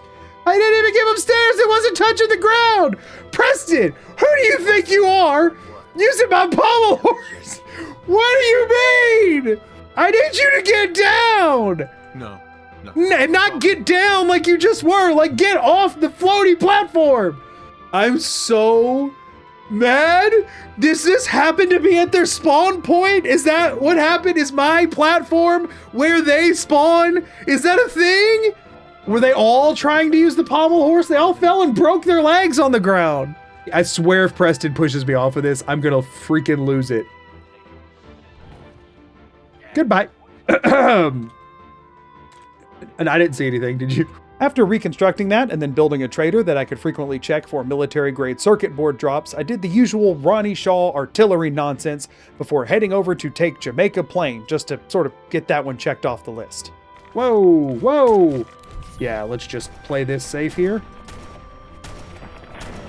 Get your dead face out of my way. I guess this is one way to clear Jamaica Plain. I usually take it a little bit safer than this. But you know, this saves time, I guess. Not resources, so I guess not time, actually, in the long run. But there he is. Look at him just hanging out. Look at him just hanging.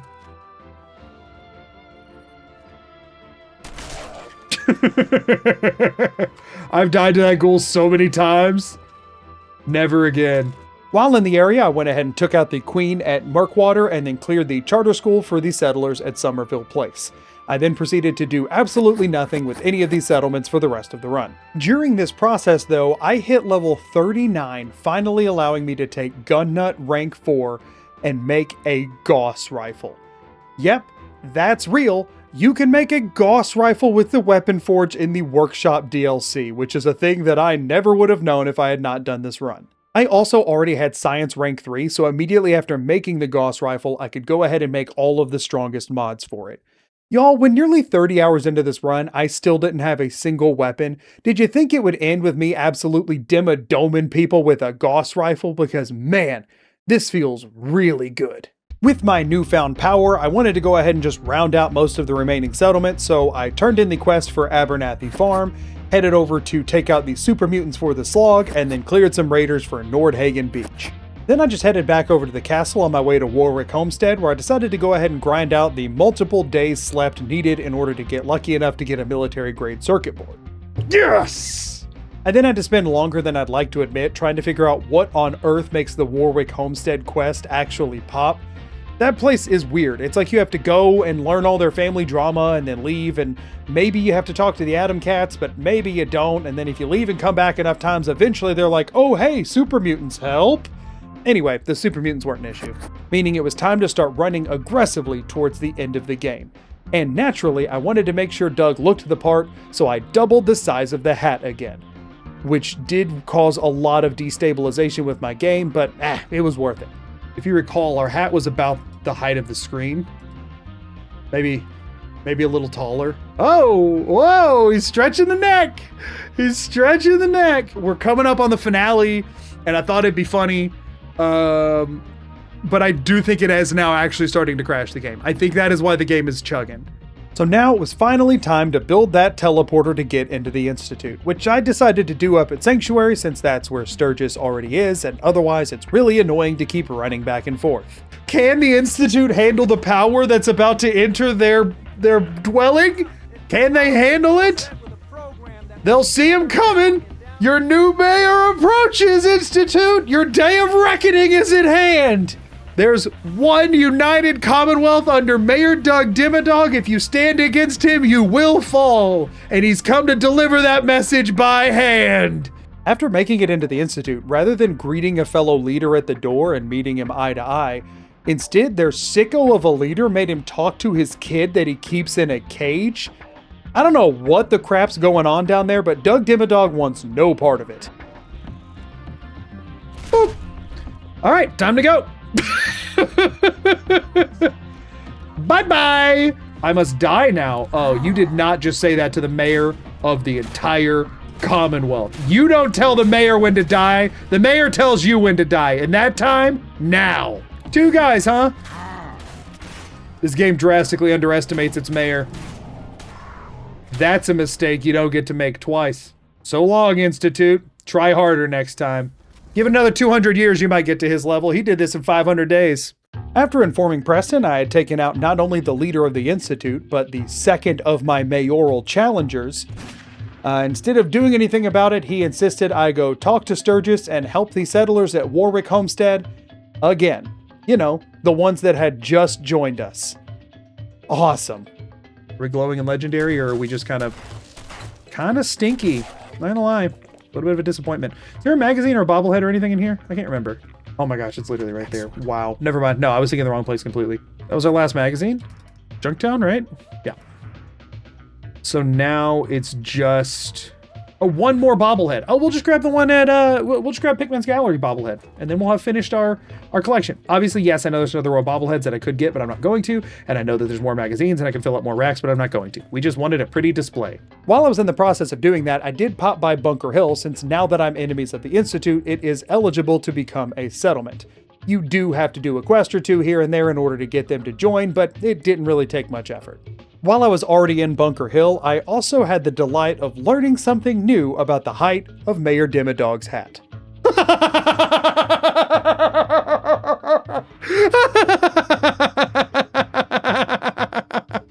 Bunker Hill who? Y'all got nothing on Mayor Dimmadog. Oh, you're a Zeller? Okay, bye. Hello, come on out. Hello, you're free. Hello. Anybody else in here want to die? You do? Cool. Listen, you all have a choice to make here. You could choose to live, or you can choose to die. For some reason, you all chose wrong. Nice. And that was voluntary, meaning everything in the workbench is taxes they just offered me. Look at all them taxes. Yeah, there it is. Bingo. You seem like a stand-up citizen. Have a nice day. It's time! We did enough things! We did enough things! Once I made it back to the castle to tell Preston of my many successes, the Institute finally got the guts to attack me directly, and man, was it a beautiful sight to behold. This is how we're spinning the rest of the attack. Oh, hold on. We have an invader. Doug commands! You take him down! They shoot where the hat points. Good thing is the hat points everywhere. Like there, for example. How far do we think they make it? They're at the small house? Oh wait, but then they send in a surprise attack on Doug? How dare you? How dare you even attempt? Oh, he got off because he took damage, I think. Cannot use this while in combat. Oh, I haven't been considered in combat until now. That's actually so funny. Okay, now we're out of combat again. We are not in combat. Just remember, Doug isn't in combat, his constituents are. And he has armed them for this occasion. We defended the castle! We did it! Yes! After Dimma dancing all over those Dimma dummies, it was time to go take the fight to the Institute themselves. We cannot tolerate any other settlement challenging Doug Dimmadog's total and ultimate rule. In we go! Get out of here. I'm gonna slam some more mac and cheese and keep running.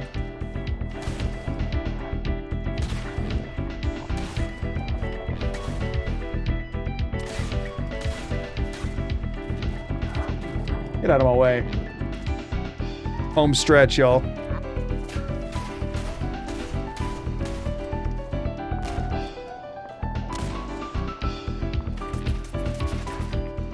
Nobody messes with Mayor Dimmadog. The Institute threw absolutely everything they had at our dear mayor, but unfortunately for them, they weren't quite enough. On the way out though, it looks like that psycho's tortured kid somehow got free and asked if he could come with us. Come along, kid, everyone's welcome in Mayor Dimmadog's Commonwealth. Unless of course you have any crazy ideas about becoming mayor, then he'll kill you. Doug has become mayor, destroyer of worlds. After wiping the remnants of the Institute and everything above it off the face of the map, I took a dive off the top of Mass Fusion straight into Good Neighbor, and thankfully hit the mark this time. Because if you can believe it, after all of that, the next thing on my agenda is finishing the Big Dig so that we can recruit Hancock, because I kind of forgot to do that before now. Whoops. This didn't take all that long though, and upon seeing his beautiful mayoral prowess, Hancock had no choice but to fall before Mayor Dimmadog and beg his forgiveness. He was sent off to the castle to await punishment. With 3 of 5 false mayors dealt with, there are exactly 2 settlements remaining, each controlled by the 2 remaining threats to Doug's perfect commonwealth. And it was time to start with the first one, which is Mayor McDonough in the top of Diamond City. Just let go. It'll all be over soon. Oh no!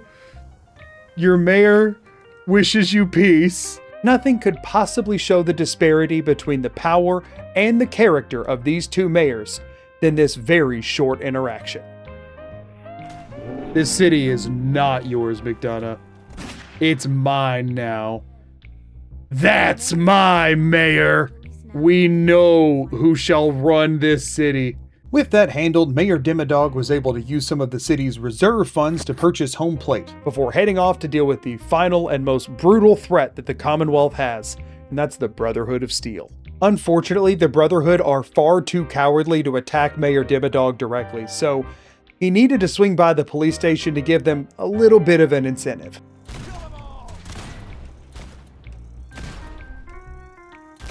Can't kill him, huh? Oh, because I'm not an enemy of them yet? Am I now? Can I now kill him? Yes, I can.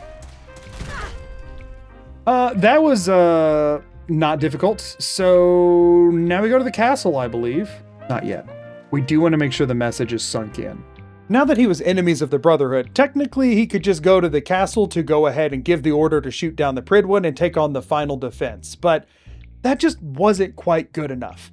Mayor Dimmadog is not afraid of getting his hands dirty, and he decided that the only true way to take out the Brotherhood was to do it with his own 2 hands. I would like to enter now, please.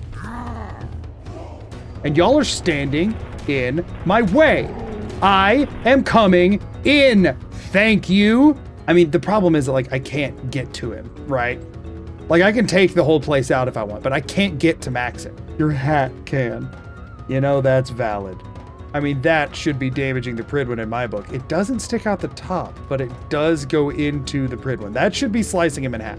I mean, would the court of public opinion, you think, be okay with a little field trip?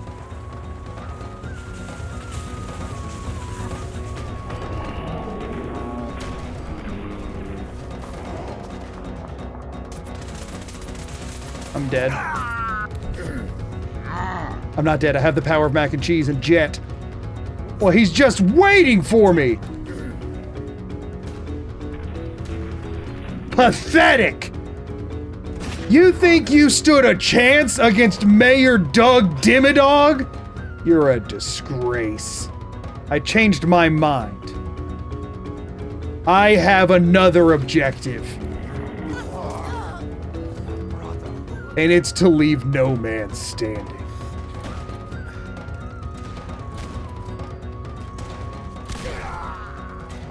Get out of here, Ingram. All right, we have to shotgun him. That's like all we have left. Where you at, Tegan? Is he not even in here? He is. Steal from my farms one more time, buddy. I'm sorry. Do you think you can challenge the mayor of the Commonwealth? Is that what you think?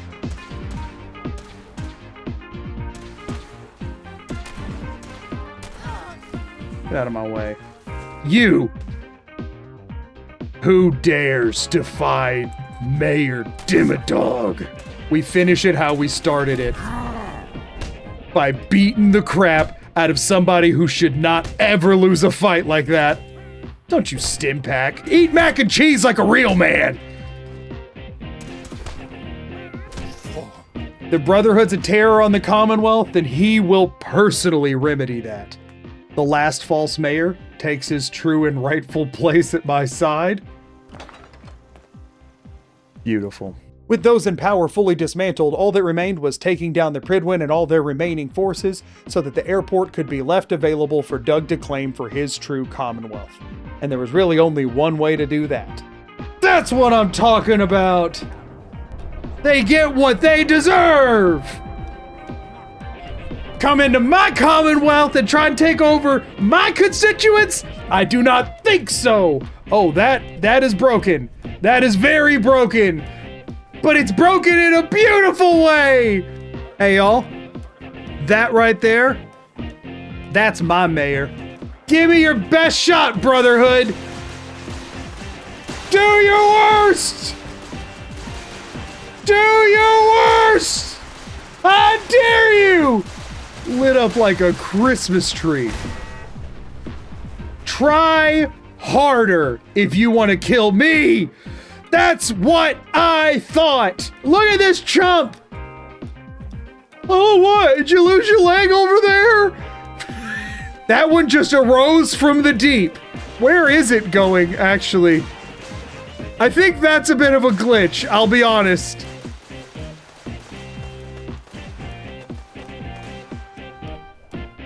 It's beautiful. After taking over the remnants of the Boston airport, Mayor Doug Dimmadog had finally united all of the Commonwealth using nothing but settler taxes. That's it! That's the game, everybody! Thank you so much for making it to the end of this video. I know this was a very weird one. Also, I wanted to quickly say that if you enjoy this shirt that I'm wearing, you can buy your own over at magoodog.com. And that's not a joke. That's a real website that I really have that sells corn dog apparel, all designed by my wife, Mrs. Magoo. So go check it out if you're interested. I also want to say a big thank you to all of my channel members for your continued support in my very weird little videos. It genuinely means the world to me. Until next time though, as always, I'm Magoo. Peace and out. Later.